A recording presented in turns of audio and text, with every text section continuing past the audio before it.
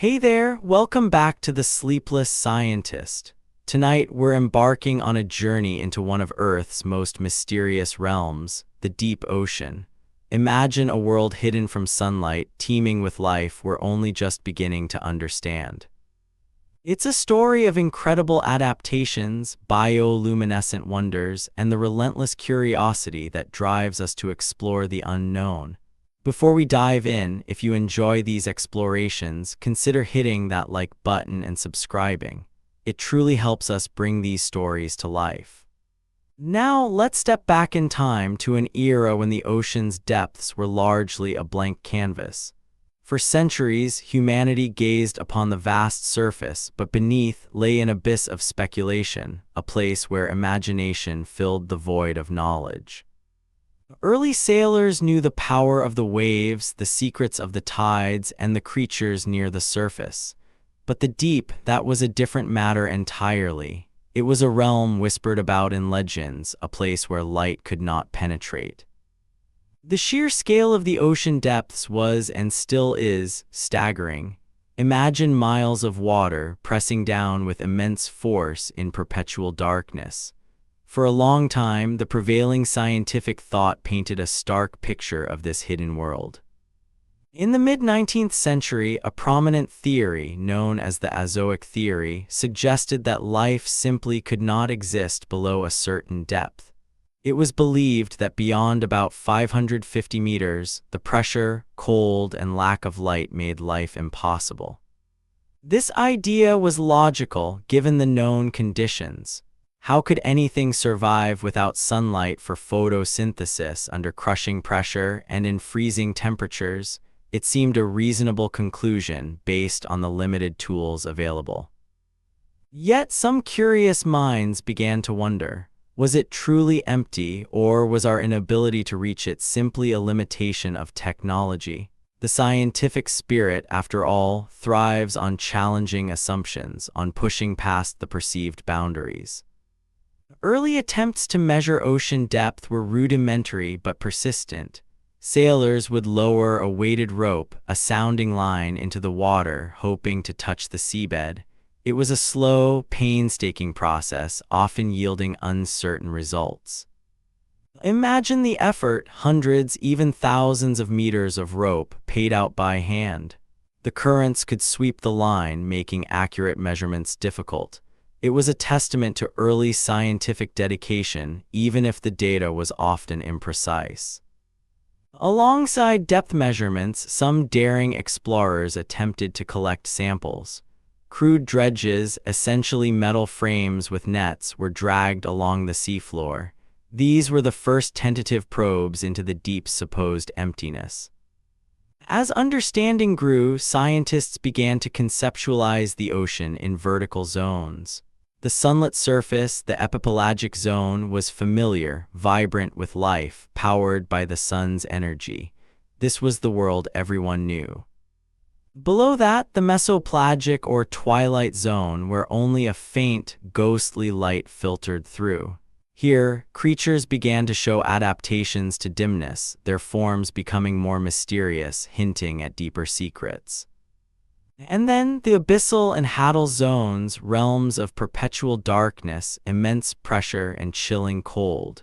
It was here, in these truly alien environments, that the azoic theory held its strongest sway. The stage was set for a pivotal moment in ocean exploration.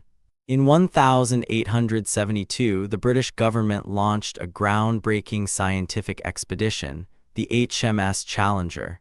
This was no ordinary voyage. It was a systematic quest to understand the global ocean.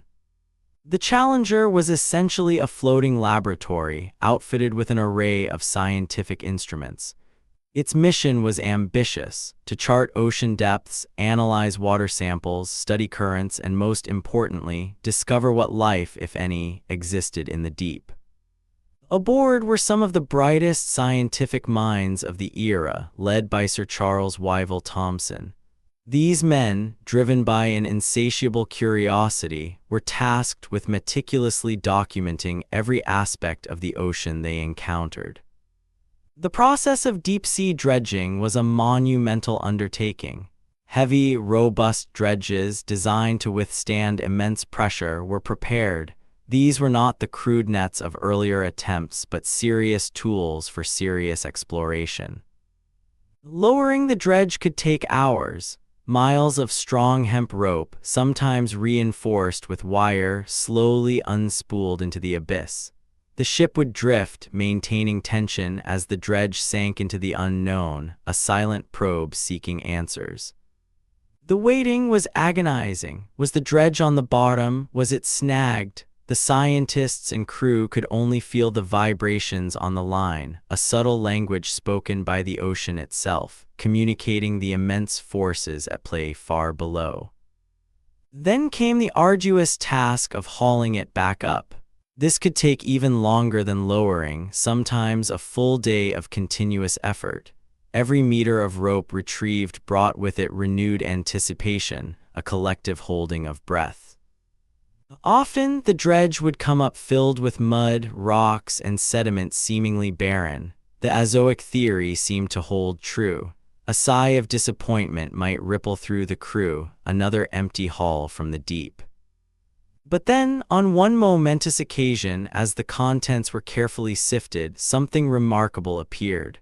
Strange, delicate creatures, unlike anything seen before, emerged from the mud. They were pale, often blind, and undeniably alive. These weren't just a few anomalies. They were evidence of thriving ecosystems, challenging the long-held belief that the deep ocean was an uninhabitable void. The azoic theory was beginning to crumble under the weight of tangible proof. The Challenger expedition's discoveries sparked a revolution in oceanography. It revealed a hidden world, complex and full of life, just waiting to be explored. This was only the beginning of our descent into the deep, and the mysteries it held were far grander than anyone had imagined. The HMS Challenger had definitively proven that life thrived in the abyssal plains. This revelation, however, opened a new, profound question. How could delicate organisms survive in a realm so utterly alien to anything known on the surface? The scientists now faced the immense task of understanding the very environment itself. It was one thing to collect samples. It was another to comprehend the forces that shaped these hidden ecosystems. The most immediate and daunting challenge was pressure. Imagine the weight of an entire column of water, miles high, pressing down. This invisible force, hydrostatic pressure, defined the deep. Early conceptions of this pressure were often theoretical. How could one truly grasp a force so immense, so pervasive that it could crush steel? It required a shift in human perception. Measuring this force accurately was a monumental task. Simple pressure gauges, adapted from industrial uses, were encased in protective shells and lowered, hoping they would return intact. At depths of just a few miles, the pressure could exceed 1,000 atmospheres. This meant every square inch of a creature or vessel experienced a force equivalent to a ton or even more. It was a crushing embrace. For surface-dwelling organisms, such pressure would be instantly fatal. Bones would shatter, gases would compress, cells would rupture. The very chemistry of life would be irrevocably altered. To venture into this realm, humanity needed a new kind of vessel, one impervious to the crush. It had to be a sphere, the strongest shape against external pressure, built with materials of unprecedented strength. Even the robust dredges and nets used by the Challenger suffered. Sometimes they would return flattened, twisted, or simply vanish, testament to the ocean's relentless grip. In the 1930s, a breakthrough arrived with the bathysphere, designed by Otis Barton and piloted by William Beebe. It was a thick-walled steel sphere, barely large enough for two men. Its most vulnerable point was its window, made of fused quartz many inches thick. Through this tiny portal, humanity would gain its first direct, albeit fleeting, views of the deep. Beebe and Barton made several descents off the coast of Bermuda. Each journey was an act of immense courage, a plunge into an unknown where a single structural flaw meant certain doom. Through the bathysphere's small window, Beebe described ghostly forms, strange lights, and the overwhelming sense of the crushing pressure just inches away. It was a world of profound silence and darkness. Beyond pressure, the deep ocean presented two other fundamental challenges: pervasive cold and perpetual darkness. These conditions were just as unforgiving. Far from the sun's warming rays, the deep ocean maintains a near-freezing temperature, often just a few degrees above 0°C. This cold, dense water sinks from the polar regions, filling the abyssal basins. Such extreme cold slows biological processes dramatically. Deep-sea creatures often exhibit slow metabolisms, conserving energy in an environment where resources are scarce. And then there was the darkness. Below the twilight zone, sunlight cannot penetrate. It is a realm of absolute, unbroken night, stretching for thousands of meters. This lack of light means no photosynthesis, the primary engine of life on Earth. The deep ocean must find its energy from other sources, often relying on the sparse rain of organic matter from above. Creatures here have evolved extraordinary sensory adaptations: enormous eyes to capture the faintest glimmer, or, conversely, no eyes at all, relying instead on touch, smell, and vibrations. The next leap came with the bathyscaphe, a more advanced submersible pioneered by Auguste Piccard. This vessel aimed to conquer even greater depths, pushing the boundaries of human exploration. Unlike the bathysphere, the bathyscaphe used gasoline, lighter than water, for buoyancy and released iron shot as ballast. This allowed for free descent and ascent, independent of a surface ship. In 1960, Auguste Piccard's son, Jacques, along with Don Walsh, embarked on the most ambitious dive ever attempted. Their target, the Mariana Trench, the deepest known point on Earth. Slowly, painstakingly, the tryst descended into the Challenger Deep, a journey that took nearly 5 hours. The pressure mounted, reaching an astonishing 100 atmospheres. At 10,916 meters, they touched down, and there, on the desolate, crushing seabed, they saw life, a small, flatfish-like creature, calmly existing in the most extreme environment imaginable. This historic dive confirmed that even the deepest, most forbidding parts of our planet harbored life. It shifted our focus from if life could exist, to how it adapted, a question that would lead us to even more astonishing discoveries about these resilient inhabitants of the abyssal silence. The historic dive of the tryst into the Mariana Trench had not only confirmed life in the deepest abyss but intensified a profound new question. How could complex organisms exist where pressure was unimaginable and cold and darkness were absolute? The focus shifted from if to how. Post-World War II, scientific exploration received an unexpected boost from wartime technological advancements. Improved sonar, initially developed for submarine detection, became a powerful tool for mapping the ocean floor with unprecedented detail. Alongside sonar, sampling technologies advanced significantly. New dredges, corers, and eventually pressure-retaining traps were designed. These tools allowed scientists to retrieve specimens and sediment from greater depths and, crucially, in better condition. The greatest challenge became studying these deep-sea organisms alive. Bringing them to the surface often resulted in their immediate demise due to decompression. The solution lay in recreating their extreme environment within the confines of a laboratory. This led to the concept of piezophiles, organisms that not only tolerate but actually require high pressure to survive and thrive.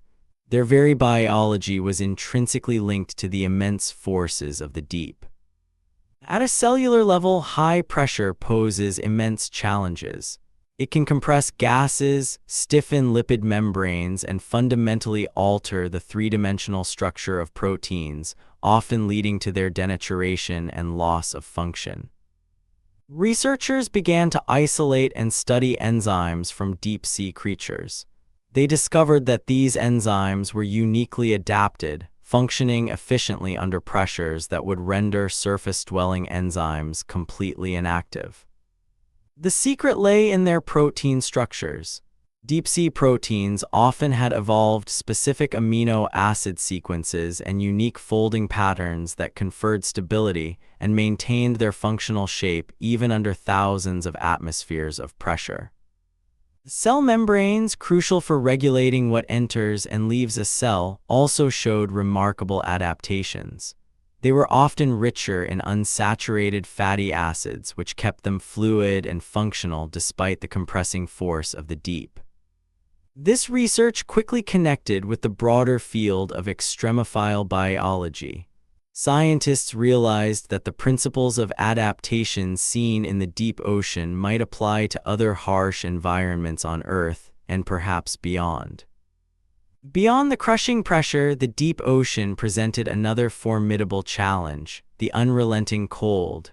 Far from the sun's warmth, abyssal waters hovered just above freezing, a few degrees Celsius at most. To cope with these frigid temperatures and the scarcity of food, many deep-sea creatures exhibited incredibly slow metabolic rates. They moved deliberately, grew slowly, and lived exceptionally long lives, conserving every ounce of energy. Another common adaptation was the accumulation of large lipid reserves.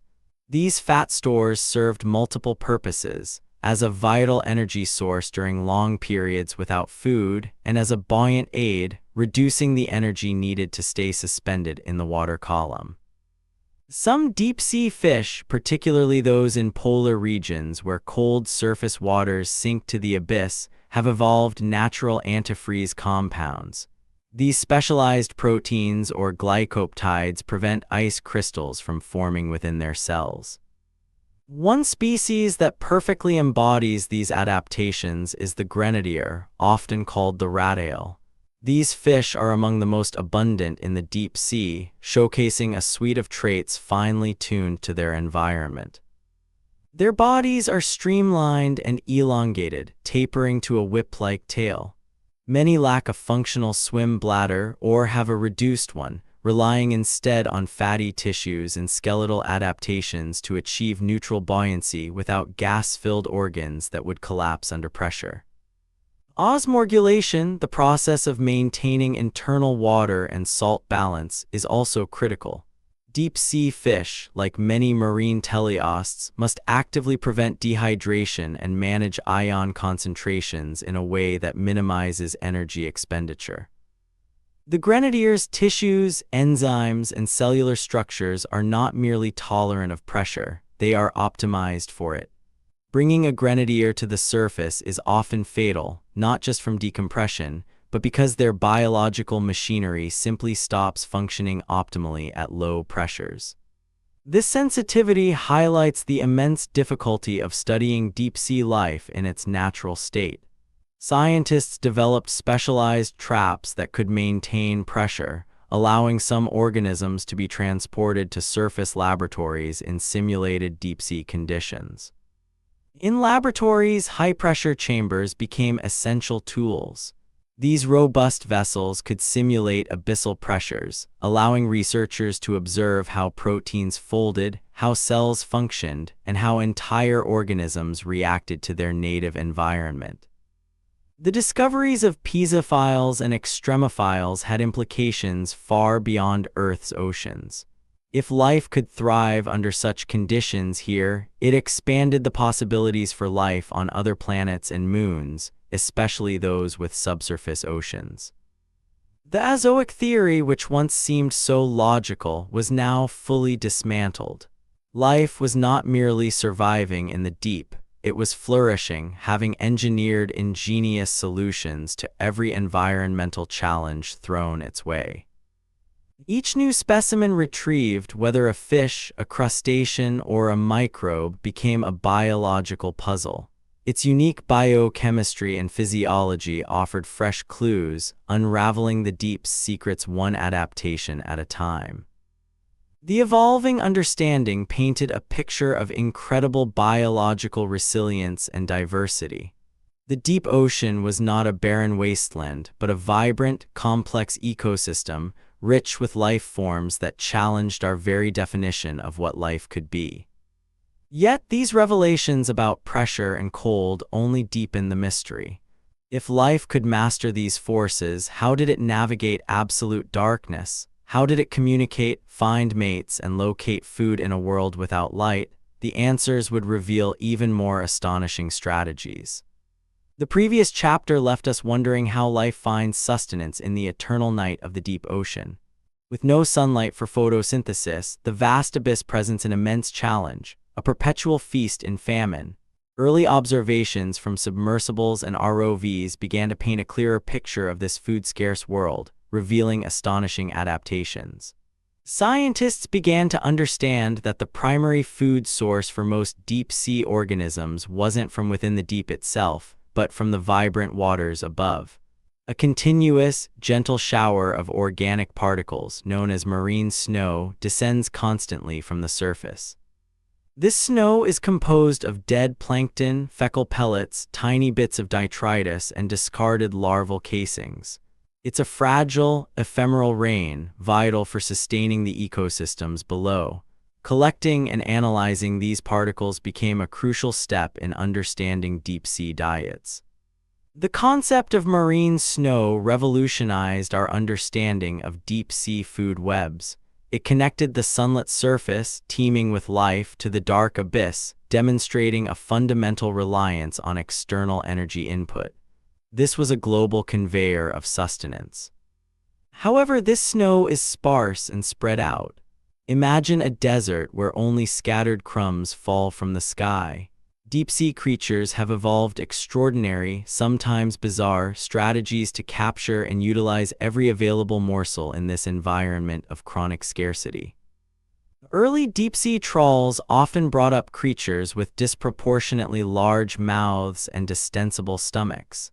These observations immediately suggested a feeding strategy based on opportunistic gorging, making the most of rare encounters with food.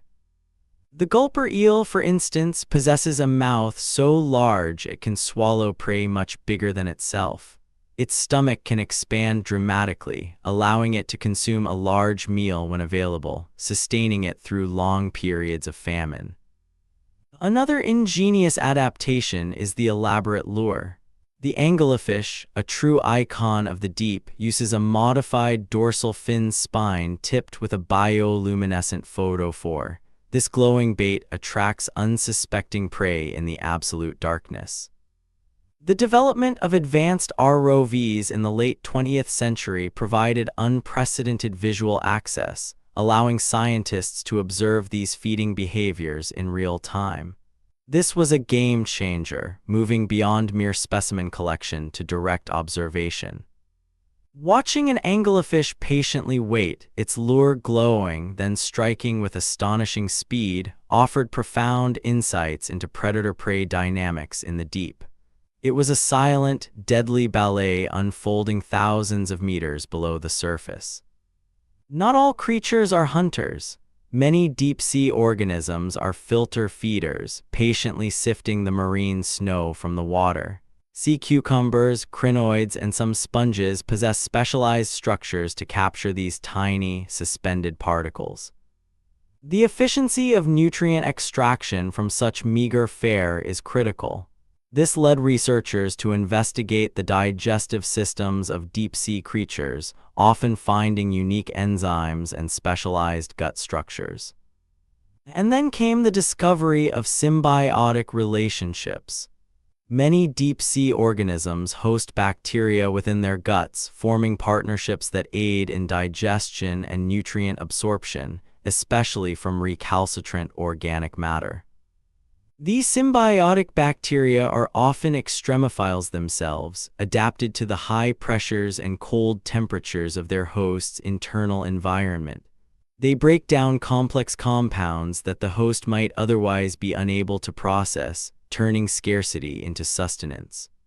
Scavengers also play a vital role. When larger dead animals like whales or fish sink to the bottom, they create temporary whale falls or food falls. These events are rare but provide a massive, localized infusion of nutrients. Creatures like hagfish and amphipods, with their keen sense of smell, quickly converge on these falls. They possess powerful jaws and digestive systems capable of rapidly consuming and processing large quantities of food. The study of whale falls observed through long-term ROV deployments revealed a succession of life. First, mobile scavengers, then bone-eating worms, each extracting nutrients, showing the deep's incredible efficiency in recycling. To study these scavengers, scientists deployed baited traps. These simple devices, weighted and equipped with cameras, allowed for the collection of specimens and observations of their behavior in their natural habitat, albeit with bait. Understanding the biochemistry of digestion in these deep-sea organisms is an ongoing challenge. How do their enzymes function efficiently at such low temperatures and high pressures, breaking down the often tough organic matter? The insights gained from these studies have broad implications, not just for marine biology but for astrobiology. If life can thrive on such sparse, chemically driven energy sources on Earth, what does it mean for other planets or moons? The deep ocean truly is a testament to life's adaptability. From the patient ambush predators to the diligent filter feeders and the efficient scavengers, every niche is exploited, every calorie maximized. The continuous development of pressure-attaining samplers and high-pressure laboratory environments allows for more detailed study of these organisms and their gut microbiomes, revealing the intricate dances of symbiosis. The narrative of deep-sea feeding is one of extreme efficiency and remarkable innovation. It is a story of life finding a way, even in the most resource-depleted environments imaginable. Each new observation, each retrieved specimen, adds another piece to this complex puzzle, revealing the delicate balance of life in the abyssal plains. The deep ocean is a world where every calorie counts and survival is an art form. Yet, even as we understood how creatures fed in the feast and famine of marine snow, other questions persisted. How did they find each other in the darkness? How did they communicate without light? The answers would lead us to the most dazzling and unexpected discoveries of all. The deep ocean had revealed its incredible adaptations to pressure, cold, and scarcity. Yet, as we peered into that endless night, a new question emerged. How did life find its way in absolute darkness? How did creatures communicate, find mates, or hunt when light, as we knew it, simply did not exist? For centuries, sailors had recounted tales of fire in the water, seas that glowed with an ethereal light. Often dismissed as superstition, these observations were, in fact, early glimpses of a phenomenon known as bioluminescence, a living light generated by organisms themselves. When the HMS Challenger expedition began to retrieve creatures from deeper waters, they sometimes found specimens that emitted a faint, otherworldly glow. These were not just anomalies, they were consistent, intriguing observations that sparked scientific curiosity. Scientists were captivated. What was this living light? Was it a form of heatless combustion, a vital force? The initial challenge was to understand the source of this cold light, distinct from the incandescent glow of fire. Early theories ranged widely. Some speculated about stored sunlight, others about unique mineral reactions. The deep ocean, still largely unknown, allowed for imaginative hypotheses before direct evidence could be gathered. Microscopic examination of glowing water samples revealed tiny organisms, often dinoflagellates, responsible for many surface light shows. But the deep-sea glow seemed different, more controlled, less ephemeral. The term bioluminescence was coined, signifying light produced by living organisms. It became clear this was a widespread biological process, not limited to a few species, but a fundamental aspect of life in certain environments. The focus then shifted to the chemistry. Researchers began to extract compounds from bioluminescent organisms, carefully isolating the substances responsible for the light production. It was a painstaking process of purification and analysis. A pivotal breakthrough came with the discovery of luciferin and luciferase. It was determined that a specific substrate, luciferin, reacted with oxygen, catalyzed by an enzyme, luciferase, to produce light with minimal heat. This general mechanism, a chemical oxidation reaction, became the foundation of understanding. It explained how life could generate its own illumination without the destructive heat associated with typical combustion. Further research revealed that luciferin and luciferase weren't single compounds but families of molecules. Different species had evolved unique biochemical pathways, leading to a stunning diversity in the color and intensity of emitted light. In the perpetual darkness of the deep ocean, bioluminescence took on a heightened significance. Here, it wasn't just a fleeting display, it was a primary means of interaction, a vital tool for survival where sunlight never reached. William Beebe, during his descents in the bathysphere, provided some of the first direct accounts of deep-sea bioluminescence. Through his small, thick window, he described flashes and trails of light, like stars falling in the abyss. With the advent of advanced remotely operated vehicles, ROV, scientists gained unprecedented visual access. High-definition cameras captured the silent, dazzling ballet of light, revealing the true ecological roles of bioluminescence. One of the most dramatic uses was attracting prey. The anglerfish, a classic example, dangles a bioluminescent lure, a modified fin ray, just above its enormous mouth, patiently waiting for an unsuspecting meal to be drawn to the light. Conversely, light could also be a deterrent. Some creatures, like the flashlight fish, use sudden, intense flashes to startle predators, creating a momentary distraction that allows them to escape into the darkness. A more subtle use is counterillumination.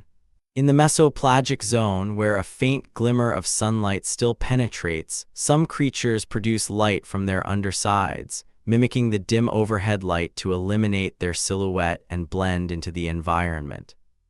Perhaps most fascinating was its role in communication. Many species developed unique patterns of light flashes or specific arrangements of light-emitting organs, known as photophores, to signal to their own kind. In the vast, empty expanse of the deep, finding a mate is a monumental challenge. Bioluminescent signals became crucial, allowing individuals to identify and locate potential partners, ensuring the continuation of their species. Some creatures even employed bioluminescence as an alarm. When attacked, they would release a cloud of glowing fluid, illuminating their attacker and potentially attracting an even larger predator to intervene. The color of the light was often predominantly blue or blue-green. This was no accident. These wavelengths penetrate furthest through seawater, making them the most effective for visibility and communication in the deep. These photophores were not simple light bulbs. They were complex organs, often equipped with lenses, reflectors, and color filters, allowing precise control over the direction, intensity, and even color of the emitted light. The independent evolution of bioluminescence across diverse deep-sea lineages highlighted its evolutionary advantage. It was a testament to the power of natural selection, shaping life to thrive in the most challenging of environments. Today, research continues into the precise biochemistry and ecological nuances of deep-sea bioluminescence. Scientists are still unraveling the specific chemical pathways and the intricate language spoken through light in the abyss. The whispers of light in the deep had revealed a universe of communication and survival strategies. But even as these dazzling secrets unfolded, other, more fundamental mysteries of sustenance and energy remained, hinting at ecosystems entirely independent of the sun's distant warmth. The whispers of light in the deep had revealed a universe of communication and survival strategies. But even as these dazzling secrets unfolded, other, more fundamental mysteries of sustenance and energy remained, hinting at ecosystems entirely independent of the sun's distant warmth. By the mid-20th century, our understanding of the Earth's geology was advancing rapidly. The theory of plate tectonics gained traction, revealing that the seafloor was not static but constantly moving, spreading from vast mountain ranges beneath the waves, the mid-ocean ridges. These underwater mountain chains were sites of intense geological activity. Scientists, using advanced sonar, began to map these ridges with unprecedented detail, searching for clues about the Earth's dynamic crust. As mapping improved, so did the tools for measuring the ocean's properties. Specialized thermometers designed to withstand immense pressure were lowered into the deep, recording temperatures that were consistently near freezing. However, in the early 1970s, during surveys of the Galapagos Rift, something peculiar began to appear in the data. Instruments occasionally registered small, localized temperature anomalies, readings that were slightly, yet persistently, warmer than the surrounding abyssal waters. Initially, these spikes were often dismissed as instrument error. The deep ocean was known for its uniform coldness. A sudden warm spot seemed counterintuitive, almost impossible. Checks were made, calibrations re-verified. But the anomalies persisted. They were subtle, not dramatic, but they appeared consistently in specific areas along the rift. The pattern began to suggest that something real, something geological, was at play. Could there be heat escaping from the Earth's interior? The idea was revolutionary. If true, it would mean that volcanic and tectonic processes were not only shaping the seafloor but potentially influencing the deep ocean environment in unexpected ways. To investigate these intriguing thermal anomalies, the submersible Alvin was dispatched. Alvin, a three-person deep-sea vehicle, was humanity's most advanced eye into the abyss, capable of descending to depths of several thousand meters. The team, led by geologists and oceanographers, meticulously prepared for the dives. Each mission was a careful balance of planning, risk, and immense scientific curiosity, pushing the boundaries of what was known. The descent was always a slow, deliberate journey into the unknown. Hours passed as Alvin plunged through the water column, the ambient light fading to absolute darkness, the pressure building steadily around its thick titanium sphere. As Alvin approached the seafloor in the target area, the onboard sensors began to confirm the surface ship's findings. The thermometers registered a distinct rise in temperature, no longer a fleeting anomaly, but a clear, sustained signal. Then, through the small viewports, the scientists saw it. Not just warm water, but shimmering, hazy plumes rising from cracks in the volcanic rock. It was like heat rising from asphalt on a summer day, but here, thousands of meters deep. The water was rich with dissolved minerals which precipitated out as they mixed with the cold seawater, forming delicate, chimney-like structures around the vents. These mineral formations were clear evidence of a powerful geological process. The sheer volume of hot water emerging from the seafloor was astonishing. It was a revelation. The Earth's internal heat was actively circulating through the ocean crust, creating these localized oases of warmth. But the true shock came next. Scattered around these vents in the otherwise barren landscape were signs of life, not just microbes but visible macroscopic creatures thriving in the warmth. In 1977, during a pivotal dive, Alvin encountered a site that would redefine our understanding of life on Earth. There, clustered around the vents, were vibrant communities, teeming with life unlike anything seen before. Giant tube worms, some over a meter long, swayed gently, their bright red plumes waving in the warm water. Mounds of white mussels and crabs crawled over the mineral structures, a bustling ecosystem in the perpetual night. The discovery was breathtaking, a thriving world completely independent of sunlight, existing in the crushing pressure and darkness of the deep. It was a paradigm shift, challenging fundamental assumptions about where and how life could exist.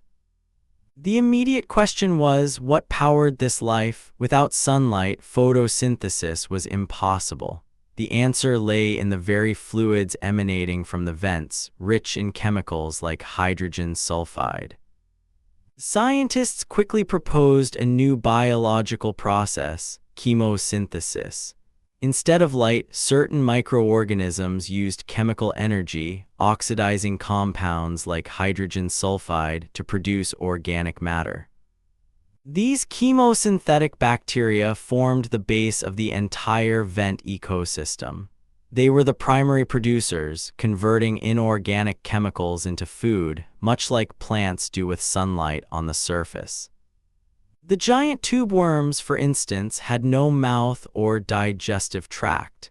Instead, they hosted billions of these chemosynthetic bacteria within their bodies, living in a symbiotic relationship, providing the worms with all their nutritional needs.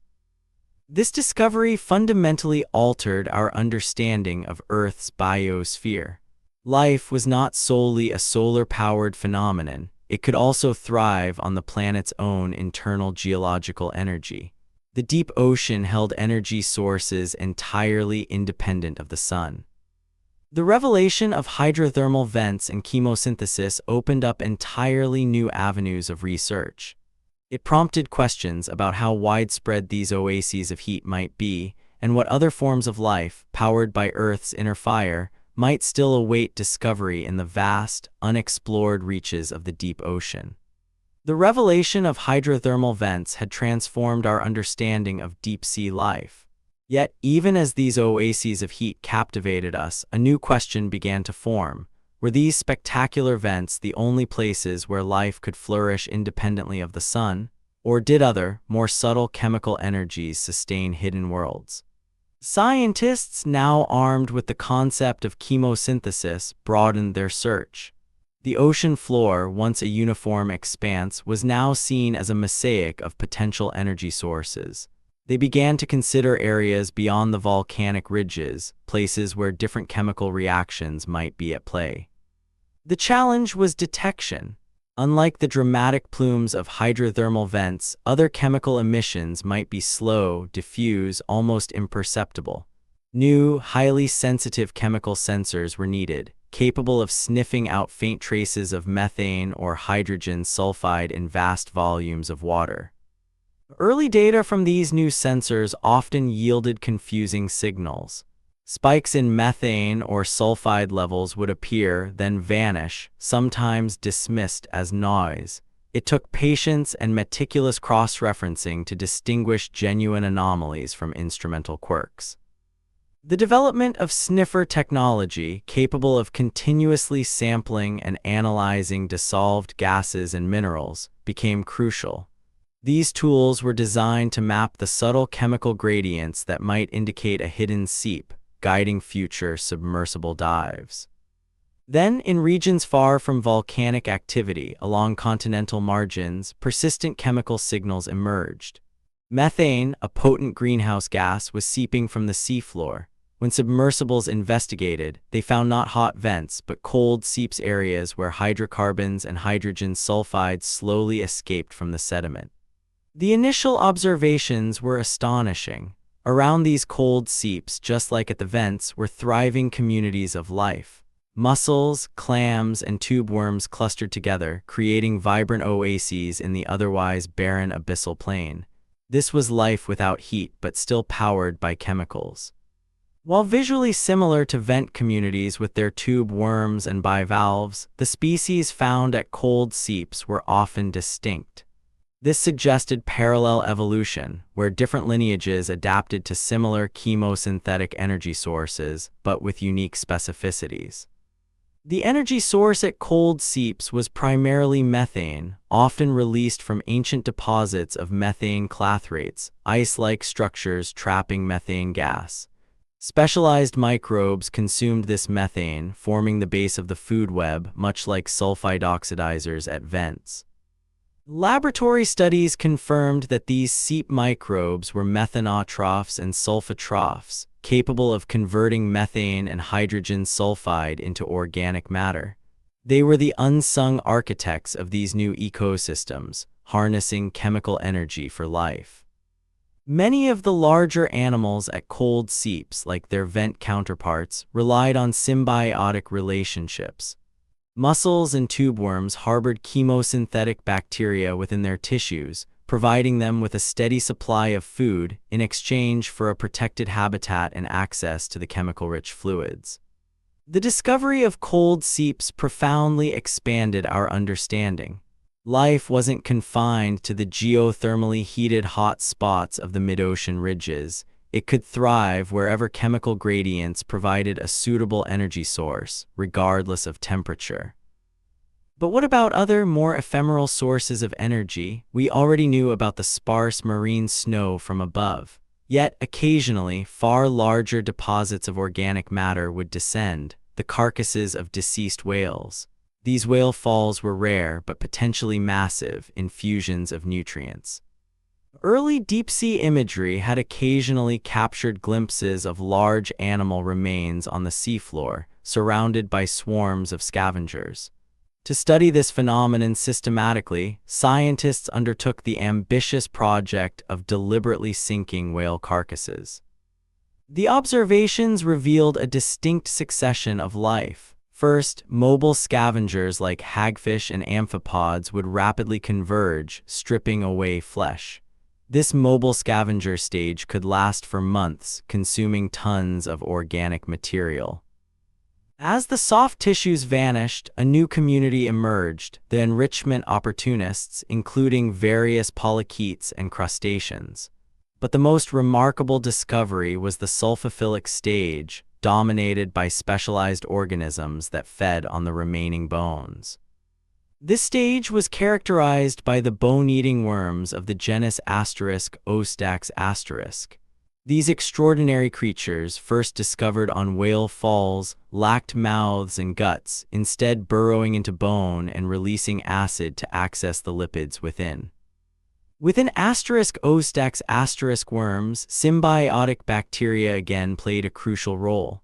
These bacteria oxidized hydrogen sulfide, produced by other microbes breaking down the whale's bone lipids, providing the worm with sustenance. It was another form of chemosynthesis, fueled by death. The study of whale falls, much like cold seeps, revealed that chemosynthesis was not solely dependent on geological processes, but could also be driven by the decomposition of massive organic inputs. The deep ocean was a master of recycling, transforming every available energy source. The accumulated discoveries of hydrothermal vents, cold seeps, and whale falls painted a new picture. The deep ocean was not a uniform, resource-poor desert, but a landscape dotted with diverse chemosynthetic oases, each supporting unique, vibrant communities. These oases, though isolated, were not entirely disconnected. Research began to explore how larvae from one vent or seep might travel through the vast, cold expanse to colonize another, using currents as invisible highways. They acted as stepping stones, bridging the abyssal plains. Genetic studies of species found at different sites revealed surprising connections, indicating that populations were not entirely isolated. This challenged previous assumptions about the extreme endemism of deep-sea life, suggesting a more interconnected, albeit vast, biological network. The understanding that life could flourish in such diverse chemosynthetic environments profoundly expanded our view of Earth's biosphere. It underscored life's extraordinary adaptability, its capacity to harness any available energy, whether from Earth's internal heat or the slow decay of organic giants. The deep ocean was revealed as a dynamic tapestry, woven with threads of chemical energy. It was a realm where extreme conditions fostered ingenious solutions, and where the very processes of geology and decay provided the fuel for life's most resilient forms. Yet even with these profound discoveries, the deep ocean continued to hold its secrets. If so many forms of chemosynthetic life thrived in these hidden havens, what other, perhaps even stranger, energy sources and ecosystems might still await us in the vast, unexplored reaches of our planet? The pursuit of these mysteries continued, drawing us ever deeper. The deep ocean, despite our incredible discoveries, remains a vast, largely unknown frontier. We have glimpsed its wonders, understood its fundamental forces, and found life in its most extreme corners. Yet, the true scale of what remains hidden is staggering, a constant reminder of our limited reach. Consider this: over 80% of our ocean, particularly its deep-sea regions, has never been seen by human eyes, nor thoroughly mapped by our most advanced instruments. It is a world larger than all the Earth's continents combined, waiting patiently. Mapping these uncharted depths is an immense undertaking. Sound waves, traveling slowly through miles of water, paint a blurry picture. Each sonar ping is a whisper returning from the abyss, gradually revealing the contours of submerged mountain ranges and colossal plains. Modern deep-sea exploration relies on a symphony of technologies: autonomous underwater vehicles, or OV, quietly surveying vast swaths of seabed; remotely operated vehicles, ROV, providing real-time visual data; and sophisticated submersibles pushing human limits. Each expedition is a step into the truly unknown, a journey across territories grander and more alien than any terrestrial landscape. Imagine mountain ranges taller than the Himalayas and trenches deeper than Everest is high, all shrouded in perpetual darkness. The thrill of discovery is palpable. Every dive holds the promise of encountering something entirely new, a creature or a geological feature that challenges our current understanding of Earth's processes and the limits of life. This exploration is not a sprint, but a marathon of patience. Years of data collection, painstaking analysis, and relentless curiosity build our understanding, piece by painstaking piece, revealing the deep's intricate tapestry. The very vastness of the unexplored deep is not a void, but a reservoir of potential. It reminds us that our planet still holds profound secrets, waiting for the persistent gaze of science to illuminate them. And when those secrets are revealed, they often come in the form of life itself. Despite our limited access, every year brings a cascade of new species discoveries from the deep, each one a testament to life's boundless creativity. These aren't always just new variations on known themes. Sometimes, researchers encounter creatures so unique, so fundamentally different, that they defy existing classifications, demanding entirely new families, orders, or even phyla.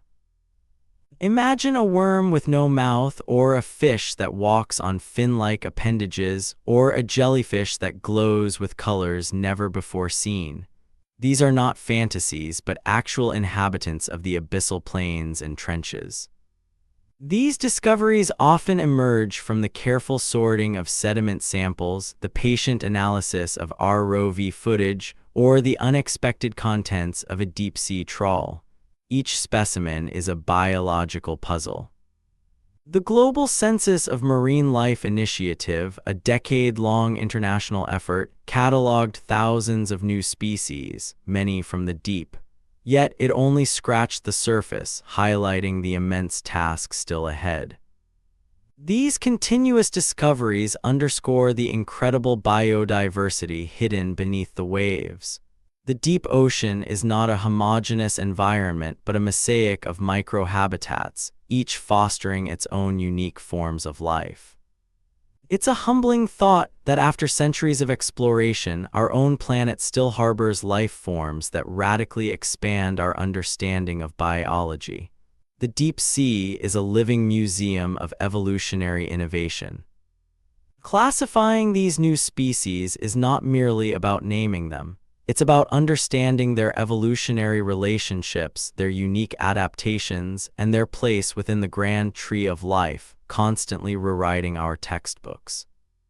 Beyond individual species, a broader understanding of the deep ocean began to emerge. It is not a collection of isolated pockets, but a massive, interconnected system, far more dynamic than previously imagined.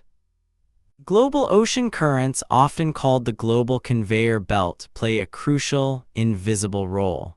These massive movements of water, driven by temperature and salinity differences, circulate through the entire ocean, including its deepest reaches. These currents are not just pathways, they are distributors of life. They carry oxygen-rich waters from the surface to the abyss and transport dissolved nutrients, spreading the building blocks of life across vast distances. For deep-sea creatures, especially those in isolated communities like vents and seeps, these currents are vital for dispersal. Larvae, tiny and vulnerable, drift on these invisible rivers, seeking new habitats to colonize. This means that a vent community in the Pacific might have genetic connections to thousands of miles away, linked by the slow, persistent flow of deep-sea currents over millennia. The concept of stepping stones emerged, intermediate habitats, perhaps smaller seeps or whale falls, that could provide temporary refuge for larvae during their long, perilous journeys between major oases. Scientists now use sophisticated oceanographic models and genetic analyses to track these dispersal pathways, piecing together the intricate web of connectivity that binds the deep ocean's diverse communities. This holistic view transforms our perception of the deep. It is not merely a collection of isolated wonders, but a single, vast, interconnected biosphere influenced by global forces, teeming with life yet to be found. The uncharted depths continue to call to us, promising not just new species, but entirely new paradigms of life and planetary function. As we continue to listen to its whispers, what further revelations might this vast, mysterious realm hold for our future understanding? The uncharted depths, once a realm of pure mystery, are now understood as vital to our entire planet. Our journeys into the abyss revealed not just isolated wonders, but a critical component of Earth's global systems. One of the most profound revelations is the deep ocean's immense role in regulating Earth's climate. It acts as a colossal heat sink, absorbing vast amounts of thermal energy from the atmosphere, tempering our planet's warming. Beyond heat, the deep ocean is a crucial carbon reservoir. The biological pump draws carbon from the surface, transporting it downwards as marine snow and sinking carcasses, locking it away for millennia in the sediments. This natural process, refined over eons, is incredibly efficient. It's a silent, continuous cleansing, removing carbon dioxide from the atmosphere and storing it in the slow, cold embrace of the abyss. Understanding this intricate dance of energy and matter highlights the deep ocean's undeniable link to our everyday lives, even far from the coast. What happens below truly affects what happens above. Yet, despite its vastness and isolation, the deep ocean is not immune to human impact. Our footprint, once thought confined to the surface, now reaches even the most remote trenches. Plastic pollution, a pervasive scourge, has seeped into every corner of the marine environment. Microplastics, tiny fragments, are now found in the guts of deep-sea creatures, from the smallest amphipods to the largest fish. These foreign particles introduce toxins and block digestive systems, posing a silent, insidious threat to organisms that have never encountered such materials in their evolutionary history. The sheer volume of plastic descending into the abyss is staggering, accumulating in deep-sea canyons and trenches, forming new, unwelcome landscapes of human waste.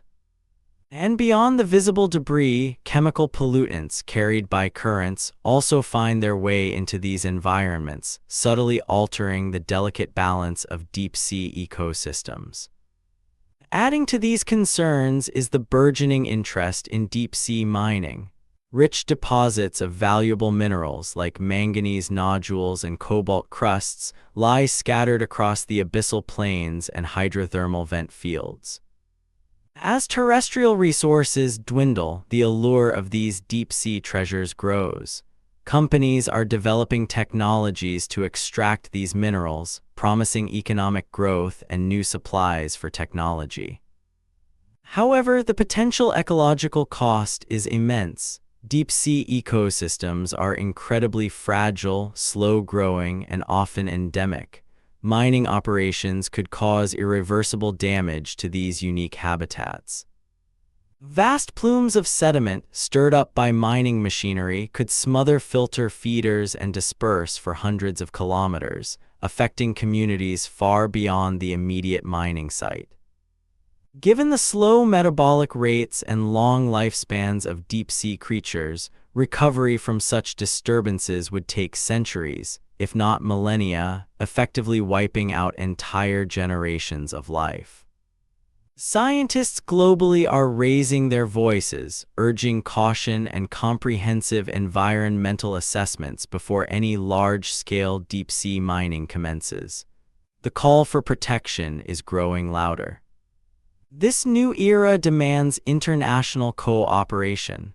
The deep ocean recognizes no national borders. Its health is a shared responsibility, requiring global agreements and unified scientific efforts. Ongoing research focuses not only on discovering new species, but also on understanding their resilience, their connectivity, and their critical roles within the global ecosystem, informing conservation strategies. Advanced monitoring technologies, from long-term sensor arrays to autonomous gliders, are deployed to observe deep-sea changes, providing vital baseline data before potential human intervention. Scientists also play a crucial role as advocates, translating complex findings into accessible knowledge, informing policymakers and the public about the deep ocean's intrinsic value and vulnerability. Despite the looming threats, the deep ocean continues to inspire profound wonder. Its endless capacity for life, its hidden beauty, and its fundamental importance to our planet call for guardianship. It is a shared legacy, a wilderness of unparalleled scale and mystery.